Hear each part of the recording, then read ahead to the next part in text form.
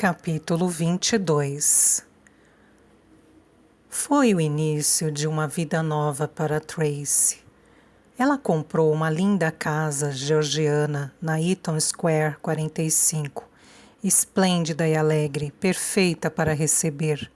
Tinha um Queen Anne, o jargão britânico para designar um jardim na frente, e um Mary Anne, um jardim nos fundos, magníficos quando chegava a primavera. Gunther ajudou Tracy a decorar a casa, e antes que os dois acabassem, já eram dos lugares de destaque de Londres. Gunther apresentava a Tracy como uma jovem viúva rica, cujo marido ganhara sua fortuna em operações de importação e exportação. Ela foi um sucesso instantâneo, bonita, inteligente e charmosa. Logo se viu inundada de convites. A intervalos, Tracy realizava pequenas viagens à Suíça, Bélgica, Itália e França, cada vez obtendo novos lucros para ela e Gunther Hertog. Sob a orientação de Gunther, Tracy estudou o Almanac de Gotha e o Debrett's Peerage and Baronetage, os livros mais autorizados com informações detalhadas sobre a realeza e títulos da Europa. Tracy tornou-se como um camaleão, uma perita em maquiagem, disfarces e sotaques. Adquiriu meia dúzia de passaportes. Em vários países era uma duquesa britânica, uma aeromoça francesa e uma herdeira sul-americana. Em um ano, acumulara mais dinheiro do que jamais precisaria. Instituiu um fundo que fazia contribuições vultosas e anônimas a organizações empenhadas em ajudar as mulheres que haviam passado pela prisão. Providenciou uma pensão generosa a ser enviada todos os meses a Otto Schmidt. Não mais sequer acalentava o pensamento de deixar aquela vida. Adorava o desafio de sobrepujar pessoas espertas e bem-sucedidas. A emoção de cada aventura ousada agia como um tóxico. Tracy descobriu que constantemente precisava de novos e maiores desafios. Havia um credo pelo qual vivia. Sempre tomava o cuidado de não prejudicar os inocentes. As pessoas que caíam em seus golpes eram gananciosas ou imorais, se não as duas coisas. Ninguém jamais cometerá suicídio por causa de um ato meu, prometeu Tracy a si mesma. Os jornais começaram a publicar notícias sobre os golpes audaciosos que ocorriam por toda a Europa. Como Tracy usava disfarces diferentes, a polícia ficava convencida de que uma erupção de golpes e assaltos engenhosos estava sendo promovida por uma quadrilha de mulheres. A Interpol começou a se interessar. Em Manhattan, na sede da Associação Internacional de Proteção do Seguro, J.J. Reynolds mandou chamar Daniel Cooper. Temos um problema, disse Reynolds. Muitos dos nossos clientes europeus estão sendo gravemente atingidos, aparentemente por uma quadrilha de mulheres. Todos estão furiosos, querem que a quadrilha seja desbaratada. A Interpol já concordou em cooperar conosco. A missão é sua, Dan. Você parte rumo a Paris pela manhã. Tracy estava jantando com Gunther no Scott's, na Mount Street. Já ouviu falar de Maximilian Pierpont, Tracy? O nome parecia familiar. Onde ela o ouvira antes? Lembrou de repente Jeff Stevens. A bordo do Queen Elizabeth II disseram: estamos aqui pelo mesmo motivo, Maximilian Pierpont. Ela disse: ele é muito rico, não é mesmo? E absolutamente implacável. Especializa-se em comprar companhias e saqueá-las. Quando Joe Romano assumiu a companhia, despediu todo mundo e trouxe seu próprio pessoal. E começaram a saquear a companhia, tiraram tudo. A companhia, esta casa, o carro de sua mãe. Gunther observava com estranheza. Você está bem, Tracy? Estou sim. A vida pode às vezes ser injusta e compete a nós endireitar as coisas, pensou ela. Fale-me mais a respeito de Maximilian Pierpont. A terceira esposa divorciou-se dele e ele está sozinho agora. Acho que poderia ser proveitoso se você o conhecesse. Ele tem uma reserva no Expresso do Oriente de sexta-feira, partindo de Londres para Istambul. Tracy sorriu. Nunca viajei no Expresso do Oriente. Acho que vou gostar. Gunther sorriu também. Ótimo. Maximilian Pierpont possui a única coleção de ovos Fabergé importante fora do Museu Hermitage de Leningrado. Um cálculo moderado lhe atribui o valor de 20 milhões de dólares. Se eu conseguisse lhe arrumar alguns desses ovos, Gunther, o que faria com eles? Indagou Tracy curiosa. Não são conhecidos demais para vendê-los? Colecionadores particulares, minha cara Tracy. Traga os ovinhos para mim e conseguirei encontrar-lhes um ninho. Verei o que posso fazer. Maximilian Pierpont não é um homem fácil de abordar. Contudo, há 2 outros alvos que também viajarão no Expresso do Oriente, a caminho do Festival de Cinema em Veneza. Creio que estão maduros para serem depenados. Já ouviu falar de Silvana Luadi? A atriz de cinema italiana? Claro! Ela é casada com Alberto Fornati, que produz aqueles horríveis filmes épicos. Fornati é infame por contratar atores e diretores por pouco dinheiro, mas prometendo participação nos lucros. Contudo, ele sempre dá um jeito de assambarcar todos os lucros e ganha o suficiente para comprar as joias mais caras para a esposa. Quanto mais lhe é infiel, mais joias para ela Fornati compra. A esta altura, Silvana já deve estar em condições de abrir uma joalheria. Tenho certeza de que os achará uma companhia muito interessante. Estou ansiosa em conhecê-los. O Expresso do Oriente Veneza Simplon parte da Victoria Station em Londres, toda manhã de sexta-feira, às 11h44, seguindo de Londres para Istambul, com escalas em Boulogne, Paris, Lausanne, Milão e Veneza. Meia hora antes da partida, uma roleta portátil é armada à entrada da plataforma de embarque no terminal. 2 corpulentos homens uniformizados estendem um tapete vermelho, empurrando para o lado os outros passageiros à espera. Os novos proprietários do Expresso do Oriente tentaram reconstituir a época áurea da viagem ferroviária, conforme ocorria ao final do século XIX. O trem era uma réplica do original, com um vagão Pullman britânico, vagões restaurantes, um bar e os vagões dormitórios. Um atendente com um uniforme azul marinho da década de 20, com alamares dourados, levou as 2 malas de Tracy e a sua frasqueira para a cabine, que era desapontadoramente pequena. Havia uma única poltrona estofada em mohair, num padrão florido. O tapete, assim como a escada para se subir ao beliche, era coberto por pelúcia verde. Era como estar numa caixa de bombons. Tracy leu o cartão que acompanhava a garrafa de champanhe num balde de prata. Oliver Auber, gerente do trem. Guardarei o champanhe até ter alguma coisa para comemorar, decidiu Tracy. Maximilian Pierpont. Jeff Stevens fracassara. Seria maravilhoso superar o Sr. Stevens. Tracy sorriu ao pensar nisso. Ela desfez as malas no espaço apertado, pendurou as roupas que precisaria, preferia um jato da Pan American ao trem, mas aquela viagem prometia ser das mais emocionantes. Pontualmente no horário, o Expresso do Oriente começou a deixar a estação.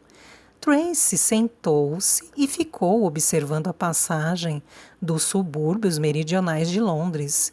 À 1h15 da tarde, o trem chegou ao porto de Folkestone, onde os passageiros foram transferidos para a barca Sea-Link, que os levaria através do Canal da Mancha até Boulogne, onde embarcariam em outro expresso do Oriente, seguindo para o sul. Tracy aproximou-se de um dos camareiros. Soube que Maximilian Pierpont está viajando conosco. Poderia apontá-lo para mim? O camareiro sacudiu a cabeça. Eu bem que gostaria, madame. Ele reservou uma cabine e pagou, mas nunca apareceu. Pelo que me disseram, trata-se de um cavalheiro bastante imprevisível. Assim restavam Silvana Luad e seu marido, o produtor de épicos esquecíveis. Em Boulogne, os passageiros foram conduzidos ao Expresso do Oriente Continental. Infelizmente, a cabine de Tracy no segundo trem era idêntica à outra, que acabara de deixar.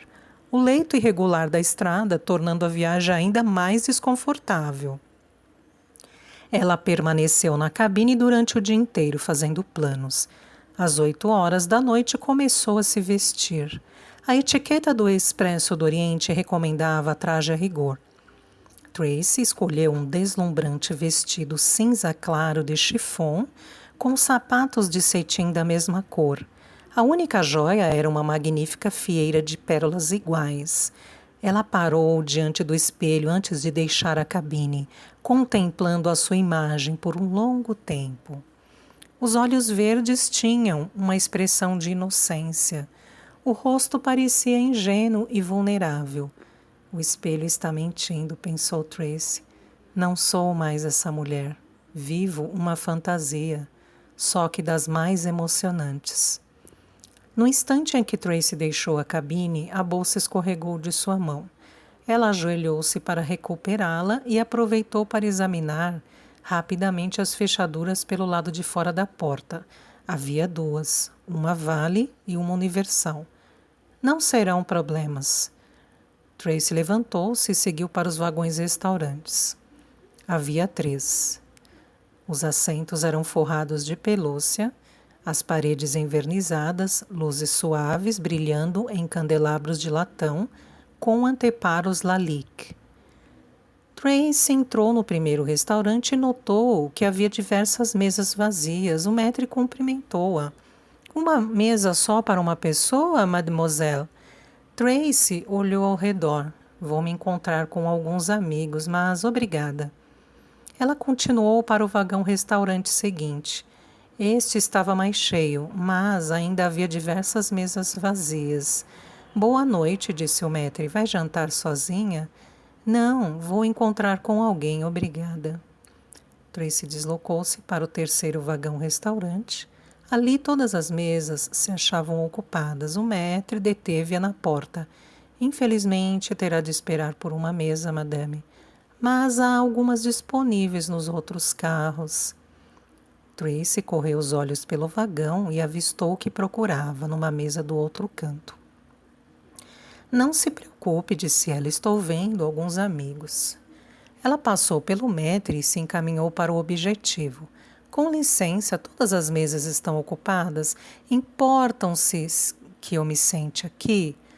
O homem levantou-se no mesmo instante, lançou um olhar apreciativo para Tracy e exclamou: Prego, con piacere. Sou Alberto Fornati e esta é minha esposa Silvana Luad. Tracy Whitney. Ela estava usando o seu próprio passaporte. Olá, é americana. Falo um excelente inglês. Alberto Fornati era baixo, calvo e gordo. Por que motivo Silvana Luad casara com ele era um tema de animadas conversas em Roma, durante os 12 anos em que viviam juntos. Silvana Luad era uma beleza clássica, com um corpo sensacional e um talento natural e irresistível. Ganhara um Oscar e uma Palma de Prata, constantemente era solicitada para novos filmes. Tracy reconheceu que ela vestia um Valentino que valia pelo menos $5.000.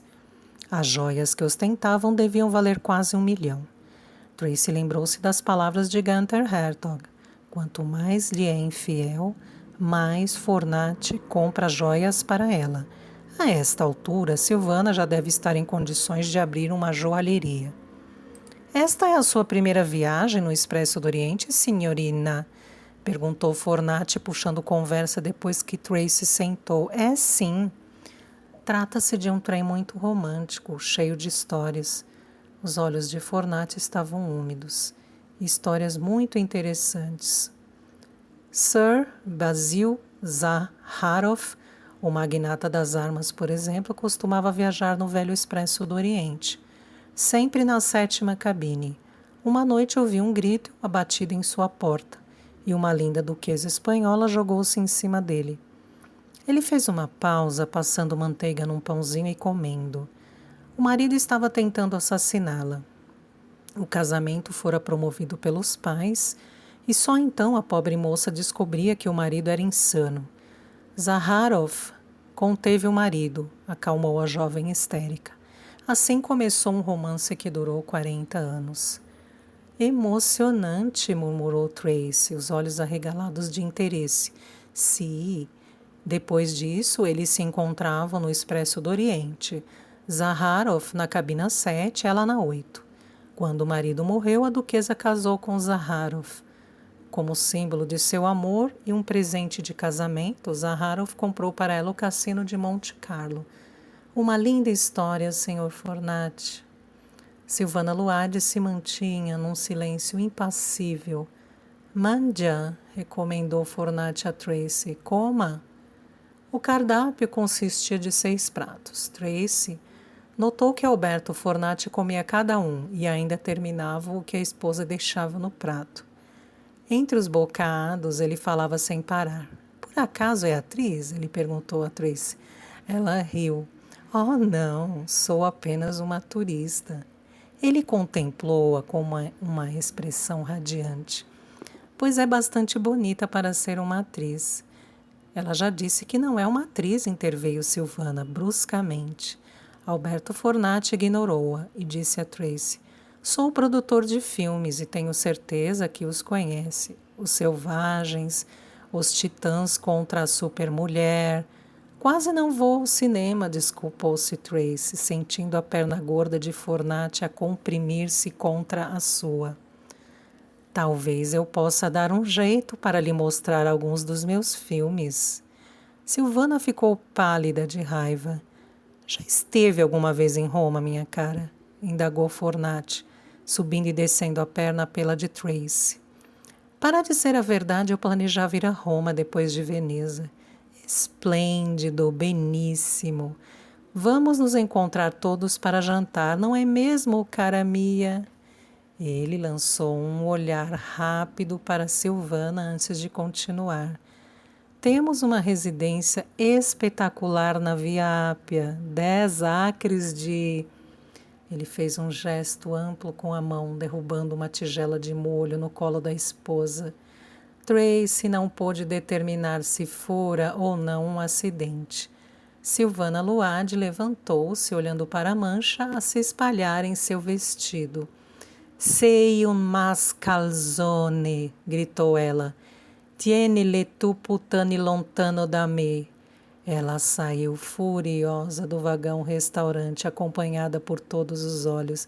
Mas que pena, murmurou Tracy, é um vestido tão bonito.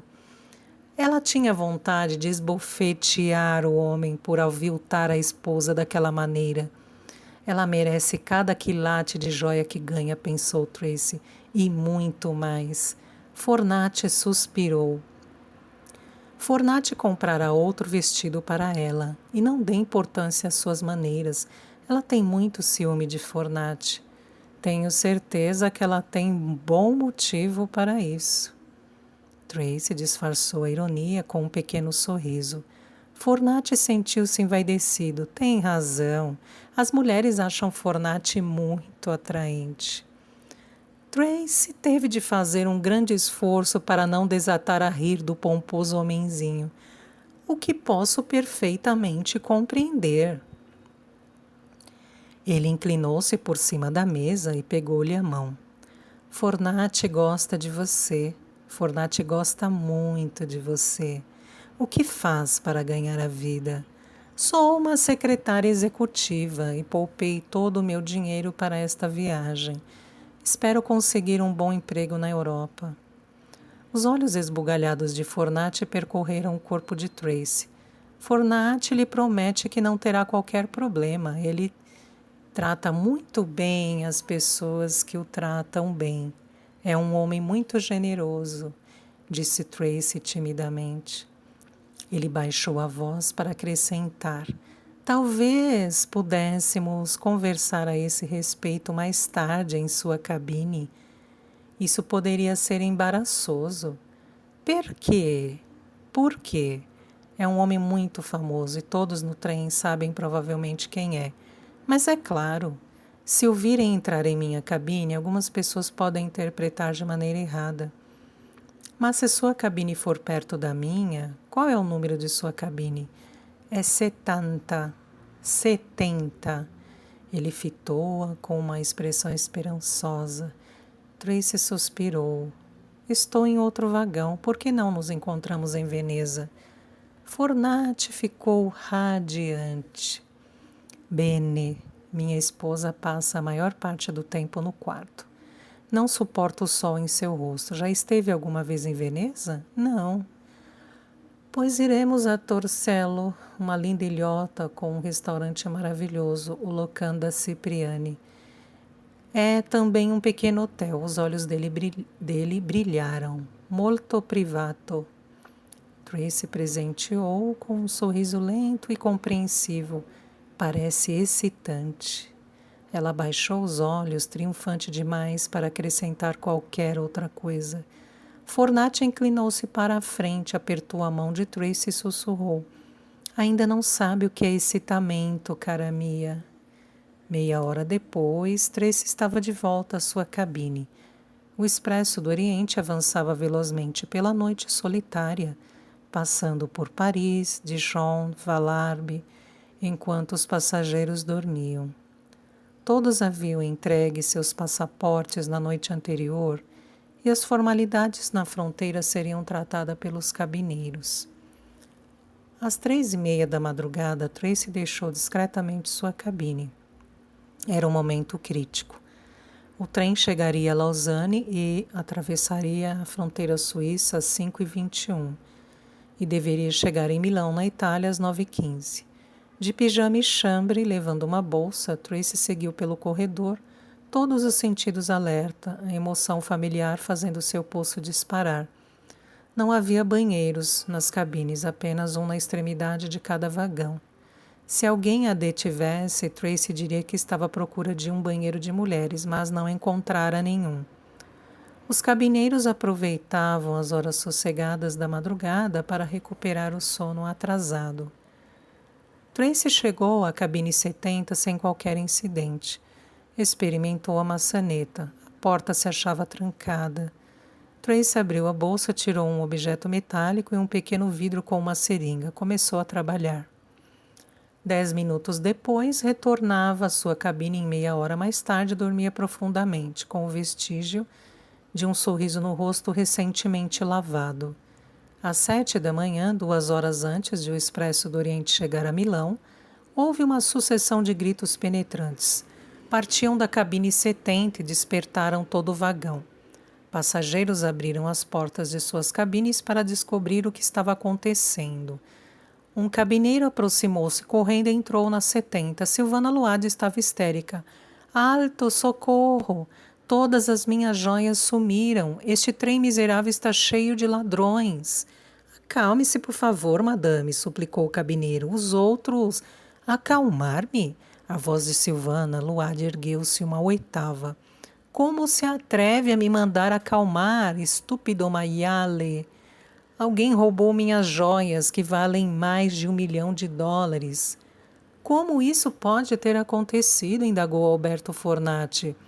A porta estava trancada e Fornati tem o sono leve. Se alguém tivesse entrado, eu acordaria imediatamente. O cabineiro suspirou. Sabia muito bem como acontecera, porque já ocorrera antes. Durante a noite, alguém se esgueirara pelo corredor e lançara uma seringa com éter pelo buraco da fechadura. As trancas seriam brincadeira de criança para quem soubesse o que estava fazendo. O ladrão fecharia a porta, saquearia a cabine, pegando o que bem quisesse, voltando ao seu lugar, enquanto as vítimas continuavam inconscientes. Mas havia uma coisa naquele roubo que o tornava diferente dos outros. No passado, os furtos só haviam sido descobertos depois que o trem chegara a seu destino. Com isso, os ladrões tiveram chance de escapar. Mas aquela situação era diferente. Ninguém desembarcara desde o roubo, o que significava que as joias ainda se encontravam a bordo. Não se preocupem, prometeu o cabineiro a Fornati. Terão suas joias de volta, o ladrão ainda está no trem. E ele afastou-se apressadamente a fim de se comunicar com a polícia de Milão.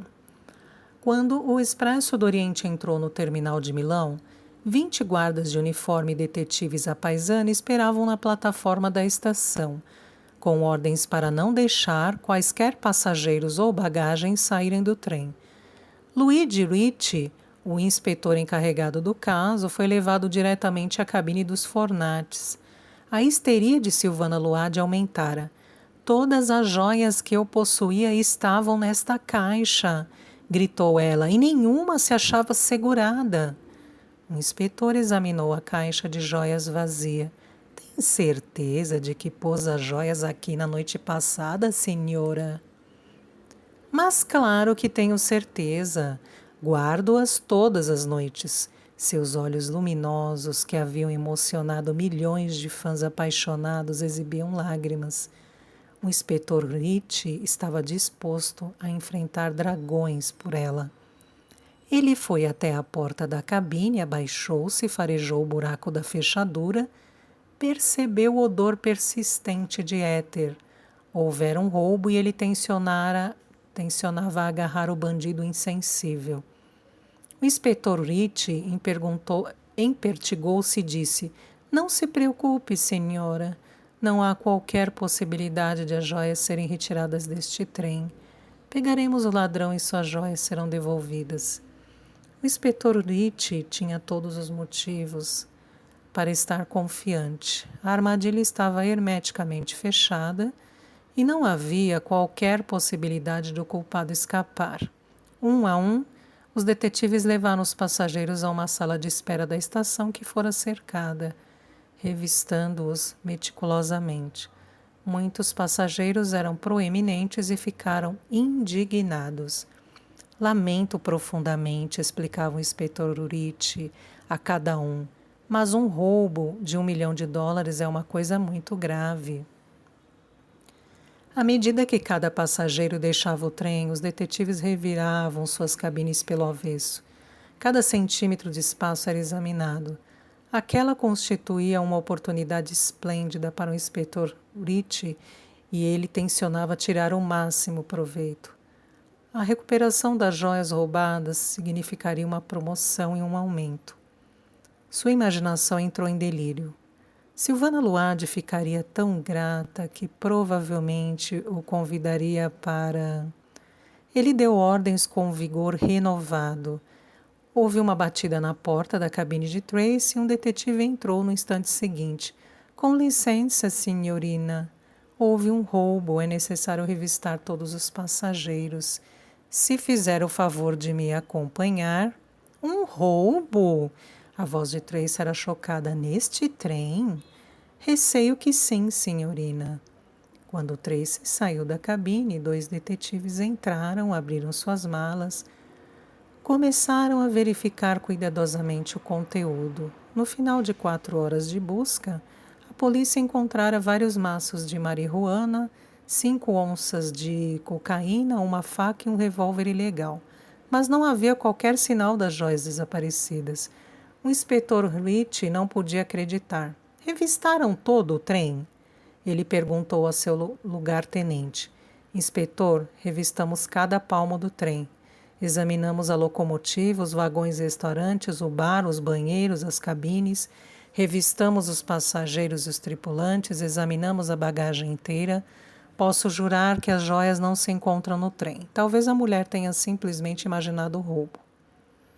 Mas o inspetor Rich sabia que isso não acontecera. Conversara com os maîtres que confirmaram que Silvana Luade realmente usara joias espetaculares no jantar, na noite anterior. Um representante do Expresso do Oriente chegara de avião a Milão. Não pode reter o trem por mais tempo, insistiu ele. Já estamos muito atrasados. O inspetor Rich sentiu-se derrotado. Não tinha desculpa para segurar o trem por mais tempo. Não havia mais nada que pudesse fazer. A única explicação que podia pensar era de que o ladrão, de alguma forma, jogara as joias do trem para um cúmplice à espera perto da linha durante a noite. Mas poderia ter acontecido assim? O cálculo do tempo seria impossível. O ladrão não poderia saber de antemão quando o corredor estaria livre, quando um cabineiro ou passageiro poderia surgir, em que momento o trem passaria por um local deserto determinado. Era um mistério para o inspetor resolver. O trem pode continuar, ordenou ele. O inspetor Rich observava desolado quando o Expresso do Oriente deixou a estação. Lá se ia sua promoção, o aumento e uma orgia feliz com Silvana Luade. O único tópico de todas as conversas ao café da manhã no trem foi o roubo. É a coisa mais emocionante que me aconteceu em muitos anos, confessou uma empertigada professora de uma escola feminina. Ela pôs a mão num colar de ouro com uma lasca mínima de diamante. Estou com sorte de não terem levado o meu colar. Muita sorte, concordou Tracy solenemente. Ao entrar no vagão-restaurante, Alberto Fornati avistou Tracy e aproximou-se dela rapidamente. Já sabe o que aconteceu, é claro. Mas sabia que foi a esposa de Fornati que roubaram? Oh, não! Exatamente, minha esposa corre grande perigo. Uma quadrilha entrou em minha cabine e deixou-me desacordado com clorofórmio. Fornati poderia ter sido assassinado enquanto dormia. Que coisa terrível! É uma bela fregatura. Teria agora de substituir todas as joias de Silvana, o que me custará uma fortuna. A polícia não encontrou as joias? Não, mas Fornati sabe como os ladrões se livraram das joias. É mesmo? E como foi? Ele olhou ao redor e baixou a voz para dizer: um cúmplice esperava numa das estações porque passamos durante a noite. O ladrão jogou as joias do trem e tudo estava acabado. Tracy disse com evidente admiração: como foi esperto ao calcular isso? Se... Ele alteou as sobrancelhas sugestivamente. Não esquecerá o nosso pequeno encontro secreto em Veneza, não é mesmo? Como poderia esquecer? Respondeu Tracy sorrindo. Ele apertou-lhe o braço com força. Fornati está ansioso pelo encontro e agora tenho de ir consolar Silvana. Ela está histérica. Quando o Expresso do Oriente chegou à estação de Santa Lúcia, em Veneza, Tracy estava entre os primeiros passageiros a desembarcarem. Foi com a bagagem diretamente para o aeroporto e embarcou no primeiro avião para Londres, levando as joias de Silvana Luade.